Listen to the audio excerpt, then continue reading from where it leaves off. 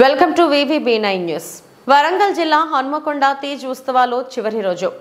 హనుమకొండ జిల్లా గుండ్లసింగారం బాలాజీ బంజారా కాలనీలో తీజ్ ఉత్సవాలు చివరి రోజు అంగరంగ వైభవంగా బుట్టలను నిమజ్జనం చేయడం జరుగుతుంది. బంజారా ముద్దుబిడ్డల ఆధ్వర్యంలో రాష్ట్రంలోనే అతిపెద్ద ఎత్తున జరుపుకునే పండుగ తీజ్ పండుగ. 1500 మంది కుటుంబాలచే ఒకే చోట ప్రతి ఏటా బాలాజీ బంజారా కాలనీ సేవాలాల్ ప్రాంగణంలో ప్రతిరోజు వివిధ కార్యక్రమాలతో పాటు ఆటపాటలతో జరుపుకునే పండుగ ఏక్ జాత్ ఏక్ వాద్ ఏక్ వాట్ గ్రేటర్.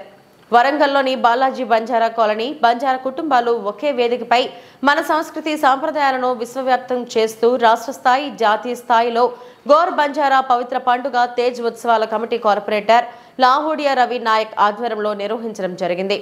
కార్యక్రమాన్ని అందిస్తున్న మా సోదరులు, నా బంజారా సోదరులు, ఈ కమిటీ సభ్యులందరికీ పేరు పేరున శిరస్సు వంచి నమస్కరిస్తున్నాం. అలాగే యాడిలోవంకు బాయిలోవంకు రామ్ రామ్ సోదరులకు అందరికీ వర్షం పడుతుంది.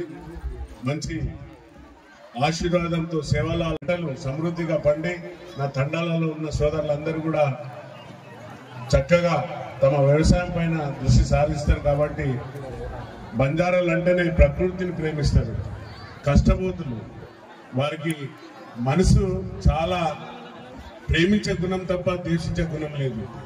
నేను చాలా దగ్గరగా చూశాను. ఎందుకంటే నేను వివిధ హోదాలలో పనిచేసినప్పుడు ఎక్కువ బంజారా ఏరియాలనే పనిచేసినాను. నెక్కొండ కానివ్వండి, మురుగు కానివ్వండి, ఈవెన్ వర్ధనపేట కానివ్వండి, ఎక్కడ చేసినా కూడా వారితో నాకు చాలా అవినవ సంబంధం ఉంది. ఈరోజు నేను శాసనసభ్యునిగా ఎన్నికైనా అంటే అది మీ ఆశీర్వాదం, సేవలాల్ గారి ఆశీర్వాదం ఈ సభాముఖంగా తెలియపరుస్తున్నాను. తప్పనిసరిగా ఎందుకంటే పెద్దలందరూ మాట్లాడిండ్రు, నాకేమీ మిగిల్చలేదు.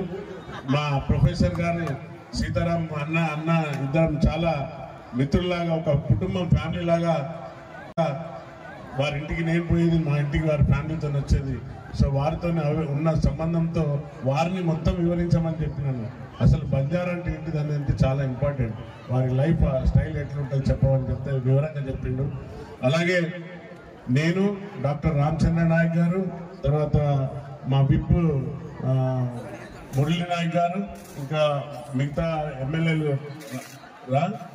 రామ్దాస్ నాయక్ నాకు కూడా అవకాశం కల్పింది.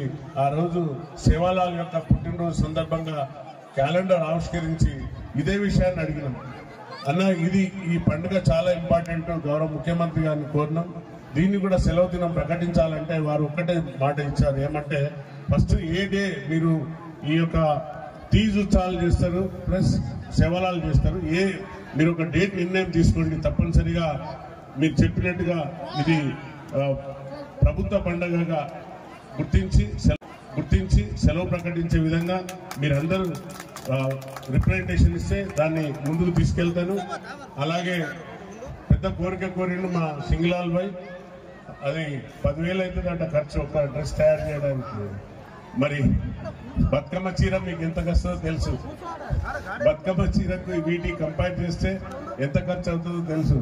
అయినా కూడా తప్పనిసరిగా ఈ ముందుకు తీసుకెళ్తాను. సీఎం గారి దగ్గరికి తీసుకెళ్లి మీ యొక్క కోరికలు, నా కోరిక కూడా తెలియపరుస్తాను. అలాగే ఏదైతే కమిటీ హాల్ అయిందో ఆ కమిటీ హాల్ను కూడా అతి త్వరలోనే